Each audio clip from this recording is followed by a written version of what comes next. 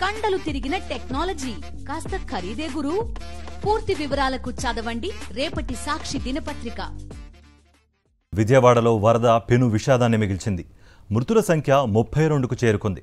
నిన్న 12 మృతదేహాలు లభ్యమయ్యాయి. వరద నీటిలో మృతదేహాలు కొట్టుకొస్తున్నాయి. మరోవైపు పలు కాలనీలు ఇంకా ముంపులోనే ఉన్నాయి. వరద తగ్గుతున్న కాలనీల నుంచి ఇళ్లు, వాహనాలు వదిలేసి వచ్చేస్తున్నారు వరద బాధితులు. విజయవాడలో వరద మృతుల సంఖ్య పెరుగుతోంది. సింగ్ నగర్లో గుర్తు తెలియని వ్యక్తి మృతదేహం వరద ప్రవాహంలో కొట్టుకొచ్చింది. ట్రాక్టర్ కింద నుంచి ఆ మృతదేహాన్ని వెలికితీశారు పోలీసులు.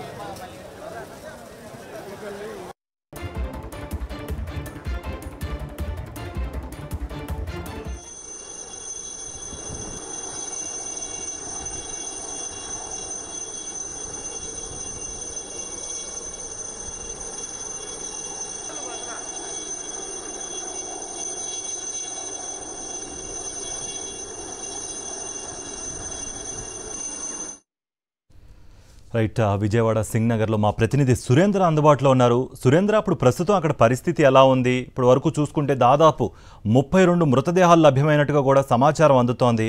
ఇంకా కొన్ని మృతదేహాలు లభ్యమయ్యే అవకాశాలు కూడా కనిపిస్తున్నాయన్నట్టుగా కూడా సమాచారం అందుతోంది. ప్రస్తుతం అక్కడ పరిస్థితి ఎలా ఉంది? మీ దగ్గరున్న ఇన్పుట్స్ ఏంటి?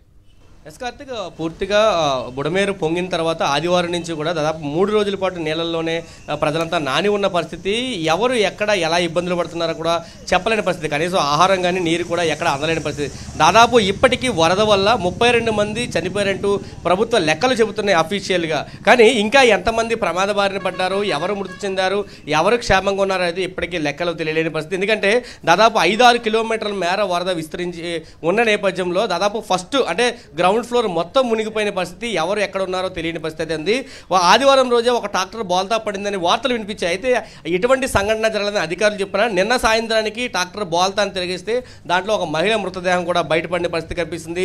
దాదాపు చనిపోయిన వాళ్ళంతా కూడా 17 నుంచి 35 ఏళ్ల లోపు వాళ్ళు ఎక్కువ మంది ఉన్నట్టయితే మనకి తెలుస్తుంది. పూర్తిగా చాలా దారుణమైన సిచ్యువేషన్ సింగనగర్ ప్రాంతంలో ఉంది. ఇప్పటికే అంటే వరద క్రమేణా తగ్గుతున్నప్పటికీ ఒక్కొక్కరు రోడ్ల మీదకి వస్తున్నారు. సురక్షిత ప్రాంతాలకి వెళ్ళాలని వాళ్ళంతా కూడా బయటకు వస్తున్న పరిస్థితి కనిపిస్తుంది. కట్టుబట్టలతోటి వాళ్ళు సొంత ఇల్లును వదిలి బయటకు వస్తున్న పరిస్థితి అయితే కనిపిస్తుంది. పూర్తిగా చాలా అత్యంత దారుణమైన పరిస్థితి అయితే ఉన్నట్టు తెలుస్తుంది. మనతో పాటు స్థానికులు ఏంటి ఎలా ఉంది పరిస్థితి, క్రింద పరిస్థితి ఎలా ఉంది? చాలా దయనీయంగా ఉందండి. అసలు ఫస్ట్ ఫ్లోర్లు మునిగిపోయినాయి. వాటి తాగడానికి నీళ్ళు లేవు, తినడానికి తిండి లేదు. దారుణమైన పరిస్థితి. లోపలికి నుంచి బయటికి రావడానికి, పేషెంట్లు బయటికి రావడానికి లేదు, లోపలికి వెళ్ళడానికి లేదు. మరీ దయనీయంగా ఉంది పరిస్థితి. ఎవరైనా వచ్చారు అసలు? ఆహారం అది ఏమైనా వాటర్ కానీ 3 రోజులు ఏమైనా అందే? మధ్యాహ్నం ఇచ్చారు, పాసిపోయిన ఆహారం ఇచ్చారు, నీళ్ళు లేవు, ఏమీ లేవు. పరిస్థితి ఎలా ఉంది? మెడికల్ ఎమర్జెన్సీ వస్తే ఏంటి పరిస్థితి? అసలు లోపలికి వేలేకపోతే ఇంకెవరు వస్తే ఎవరు రావట్లేదు అసలు.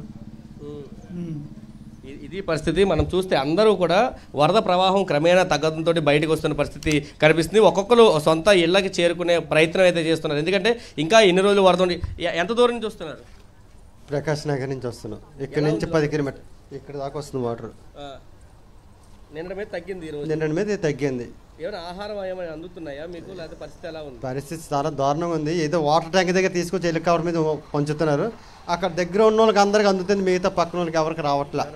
మేము ఇక్కడ దగ్గర కిందకి వెళ్తున్నాం. ఏమైనా దొరుకుతాయి కాదని ఫోన్లు ఛార్జింగ్ ఫోన్లు చేసుకోవడానికి చుట్టాలకి ఉన్నాయి. లేదు సిగ్నల్స్ లేదు అసలు.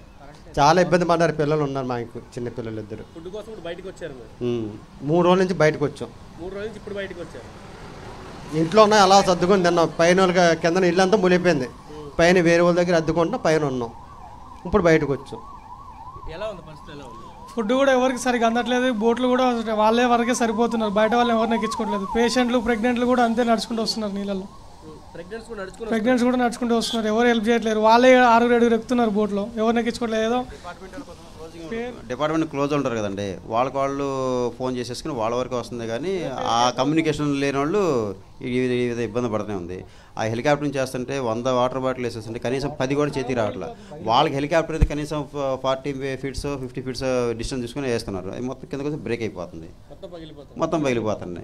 వచ్చేది వేస్ట్ అంతా రూపాయికి 10 పైసలు చేతికి రావట్లేదు. అలాంటి వాడు వేయబోటే పట్టండి తోటవారి 16th లైన్ లాస్ట్ లైన్ అక్కడికి మట్టి కన్జ్యూమ్ మేర ఎవరు రావట్లేదు, మధ్య నుంచి వెళ్ళిపోతున్నారు. ఎవరైనా ఇన్ కేసు వచ్చి వేసినా సరే అవి కూడా బాటిల్ చినిగిపోతున్నాయి, దేనికి పనిచేయట్లేదు. ఇప్పుడు ఎందుకంటే ఎంత ఖర్చు పెడుతున్నారు, అక్కడ బోల్డ్ పోసుకుంటున్నారు, వేస్ట్ కదా అది, యాక్చువల్గా వేస్ట్ అది ఏంటి. అదే ఎవరైనా తింటారు. అప్పుడు కూడా మేము కూడా ఏం చేసామంటే బోట్లో వచ్చిన వాళ్ళు కూడా వాటర్ అడుగుతుంటే అంటే మీరు మీల్స్ ప్యాకెట్ తీసుకొని వాటర్ ఇస్తామంటున్నారు. మాకు మీల్స్ ఏవో బియ్యం ఉన్నా ఏవో తింటామండి, లేని వాళ్ళుగా ఇవ్వచ్చు కదా. ఆ బేస్ చేసుకొని మేము వచ్చి వాటర్ ఇచ్చినా సరే మా ఇంట్లో రైస్ ఉన్నా ఏదో మజ్జిగన్నమో ఏదో తినేస్తాం అయిపోద్ది అనేదిగా. వీళ్ళు ఏం చేస్తున్నారంటే యాక్చువల్గా వాటర్ బాటిల్ ఇవ్వట్లేదు, వాటర్ బాటిల్ అంటే మీ ప్యాకెట్లు తీసుకోవాలన్నారు. ప్యాకెట్లు ఎందుకు సార్ మాకు? జ్వరం తగిలిన వాళ్ళకి పిల్లలకి మందులు కూడా అందట్లేదు. ఈ పరిస్థితి చాలా దయనీయంగా ఉందంటే ఒక రోజు కాదు, 2 రోజులు కాదు, 3 రోజులు గడిచిపోయింది. వాటర్ ప్రవాహం క్రమేణా తగ్గుతున్నప్పటికీ తగ్గిన తర్వాత అత్యంత ప్రమాదకరమైన పరిస్థితి. ఎందుకంటే వ్యాధులు ప్రబలే అవకాశం ఉంది. ఇప్పటికీ కూడా ఎక్కడికక్కడ బురద అంతా కూడా చేరుకుంది. మనం నిన్న చూసాం వాంబే కాలనీ లోపలికి వెళ్ళి కొన్ని గృహాలు కూడా చూసాం, దాదాపు అంతా మునిగిపోయి పూర్తిగా నిరసరాయులైన పరిస్థితి అయితే అక్కడ కనిపిస్తుంది. అసలు ఏమీ కూడా అంటే అద్దెలలో ఉన్న వాళ్ళ పరిస్థితి మరీ దారుణంగా ఉన్న పరిస్థితి ఇక్కడ కనిపిస్తుంది.